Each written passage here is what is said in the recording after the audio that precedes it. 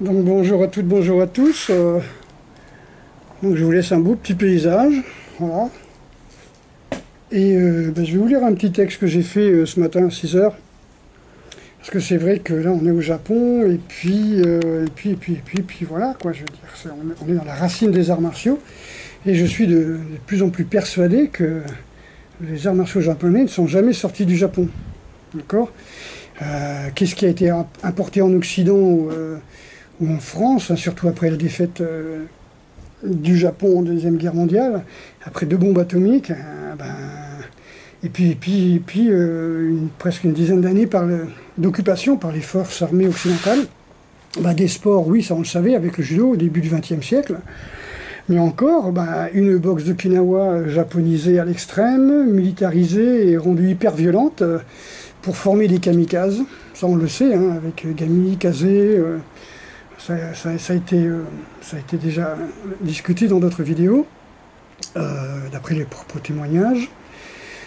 Des techniques, ils ont apporté des techniques de cascade pour le cinéma, hein, pour les comédiens intermittents du spectacle, qui produisent des shows, comme à Bercy par exemple. Oui, c'est bien, c'est joli.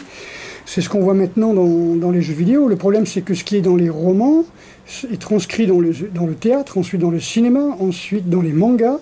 Et tout ça, c'est pas des arts martiaux. Tout ça, les arts martiaux, c'est des secrets militaires déjà au départ. Et puis, tu as mon livre. Donc, faut voir les choses comme elles sont.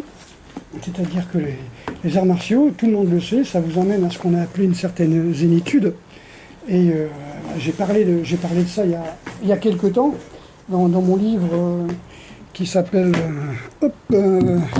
Pratique des arts martiaux et psychothérapie, qu'on trouve sur Lulu, hein, donc c'est le premier traité de gymnagogie, dans lequel je parle justement des bienfaits de la pratique des arts martiaux. Donc vous avez plein d'exemples. Hein. Donc c'est un livre qui est assez facile à lire. Hein, je parle un petit peu de tout ce qui se passe dans le monde des arts martiaux et pourquoi les arts martiaux sont un moyen de trouver la paix, de trouver l'équilibre en soi, d'équilibrer le système nerveux, etc.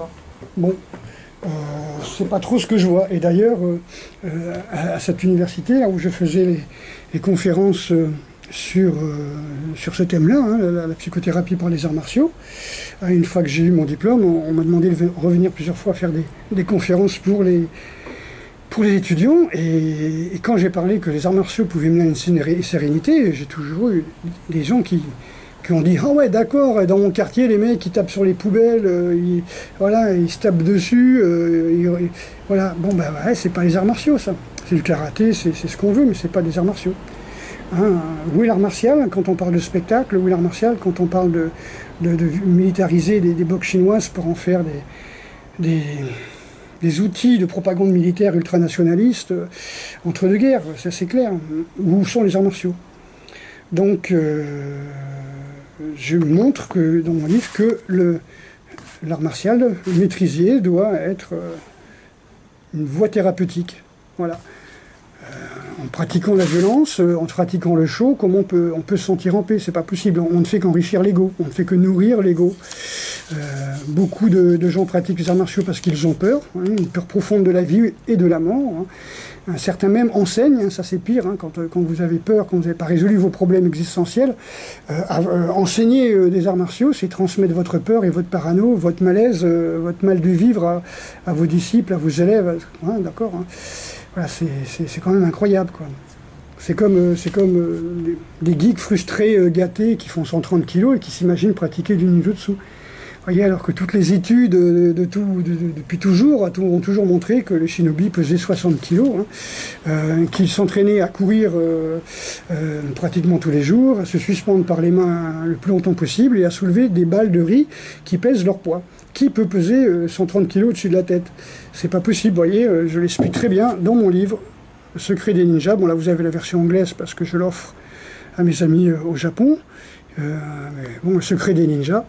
Vous trouvez ça sur Lulu aussi, où j'explique avec 40 sources différentes que les ninjas faisaient 60 kg, étaient quasi végétariens, et couraient, etc. Voilà, Il faut arrêter de me dire que vous faites du ninjutsu quand vous faites 130 kg, ou 120 ou 110, tout ce que vous voulez. Quand vous faites le poids de 2 ninjas et demi, évidemment, vous ne pouvez pas faire du ninjutsu. Il y a des sports hein, pour ça. Il y a le sumo, il y a le lancer de marteau quand vous êtes lourd. Mais voilà, allez pas prendre un sport d'endurance. Nin, ça veut dire endurance. Hein. Je connais personne qui est endurant qui fait 120 ou 130 kg. C'est pas possible. Regardez les marathoniens. Il n'y a pas de marathoniens qui font 130 kg. C'est pas possible. Voilà. Non mais des mythomanes, il y en a toujours eu, on est d'accord. Hein. Donc voilà, ce que je voulais simplement vous dire, c'est ce qui est vraiment grave par cette mystification des arts martiaux, c'est la violence banalisée hein, par les jeux vidéo, les mangas, les films, voilà, qui nous font croire que les arts martiaux reposent sur cette colère, sur cette violence, sur le fait de casser la gueule à l'autre. Hein. Bon, ok, vous avez détruit l'autre, et alors? Il y a une loi, il y a une justice, le mec qui vous retrouve, il vous tire un coup de 12 quand vous sortez de votre voiture, ou quand vous marchez dans la rue, il vous donne un coup de couteau, ouais, il veut se venger, hein, donc ça n'a rien à voir. Karmiquement, aller casser la gueule aux gens, c'est n'importe quoi. N'importe quoi. La brutalité et la violence gratuite sont mises en avant non-stop. Hein, donc, alors, il a été démontré, alors c'est une ancienne étude, hein, que la télé nourrit la violence, par exemple. Il y a eu un doublement des homicides en 25 ans au Canada et en Afrique du Sud. Une augmentation de 16% des agressions physiques entre le CP et le cours préparatoire et le cours élémentaire. Donc c'est des agressions physiques. Et on est en 1988. Hein. D'accord. Donc plus tard, il y a eu le journal Le Point qui a expliqué qu'en une année, il y a eu 670 meurtres à la télévision, hein, 11 hold-up, 15 viols, 8 suicides, 848 bagarres, 419 fusillades, 27 scènes de torture, 13 tentatives d'étranglement, 11 scènes de guerre. Et je vous parle de ça à une époque qui était relativement cool, qui était 1988. On n'avait pas encore les téléphones portables où les gens passaient leur temps dans le virtuel et dans leurs écrans. On avait juste les jeux vidéo pour sortir les gens de l'énergie du vivant, les gosses de l'énergie du vivant. Donc c'est quand même incroyable. On est dans un mensonge total sur les arts martiaux, mais pas que. Hein. Je pense qu'en 2019, beaucoup sont au courant que les virus et les bactéries, par exemple, ne sont pas nos ennemis. Hein, on sait très bien que les bactéries et les virus sont bien... Enfin, on a bien plus de bactéries et de virus dans notre organisme que de cellules, quoi, si vous voulez. D'accord. Donc, ce qui est incroyable, c'est que... on nous a mis avec Pasteur la guerre. Quoi. On a dit, voilà, il faut être en guerre constamment, 24 heures sur 24. Hein. Bactéries, contre les virus, voilà. Alors que les bactéries, les virus, les champignons, les parasites, ça se développe quand on bouffe trop. Quoi. Donc ça a été prouvé il n'y a pas longtemps. On mange au moins 80% de trop, quoi, de trop. Et puis que du super cuit, de la junk food, des aliments ultra transformés. C'est du crack food, là, c'est n'importe quoi. N'importe quoi, la crack food, c'est vraiment n'importe quoi. C'est que des produits chimiques, de la fausse viande, du faux sucre, du faux ceci, du faux cela. Voilà. Et vous devenez faux. Quoi. On sait très bien que les cadavres, maintenant, ne se décomposent plus. Quoi. Comment on va faire dans 30 ans quand il va falloir agrandir les cimetières? Vous savez, quand il n'y a plus de concessions, quand les concessions ne sont plus payées, ils détruisent les tombes et hop, ils prennent tous les cadavres et ils jettent ça dans une fosse commune hein, pour faire de la place dans le cimetière. Ça, si vous ne le saviez pas, ben, je vous l'apprends. Et puis, comment on va faire? Il n'y aura pas de cadavres, il n'y aura pas de morceaux d'os, il y aura des gens qui sont bourrés de conservateurs. Si on est bourré de conservateurs, on ne va pas se décomposer. Ça m'étonne. Hein. Donc, alors comme je vous disais dit, avec cette putain de junk food, là, de crack food, pourquoi on fait des arts martiaux pour se protéger? Hein, d'un côté, on veut faire des arts martiaux parce qu'on est parano, parce qu'on a peur de se faire attaquer, etc. Et d'autre côté, on bouche les artères hein, avec des trucs incroyables de l'industrie alimentaire.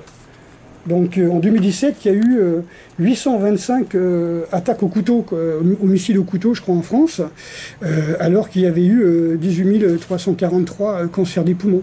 Et il y avait eu 3000 AVC, quoi. Le tabac fait 78 000 morts, l'alcool fait 50 000 morts. Et on vous emmerde avec... Enfin, vous vous emmerdez avec votre parano de peur de vous faire attaquer, vous entraînez tous les jours, vous acidifiez votre organisme tous les jours de peur de vous faire attaquer. Donc il ne faut pas faire les arts martiaux parce qu'on a peur.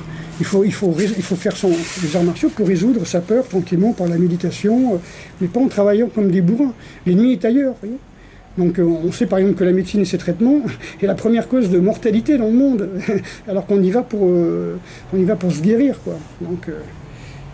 Voilà, donc toute cette parano qui est entretenue par les médias, toute cette violence entretenue par les jeux vidéo, par le cinéma et tout ça, ça tue bien plus que les attentats, les agressions, voire même les guerres, vous voyez, les guerres actuelles. Donc moi je suis un petit peu, voilà, complètement atterré par ça. Hein, je voulais vous mettre une vidéo de montrer ce que c'est que le travail interne, le travail sur les coups de couteau de Maître Hatsumi, de Maître Shirashi, tout ça. Mais là, franchement, j'ai pas...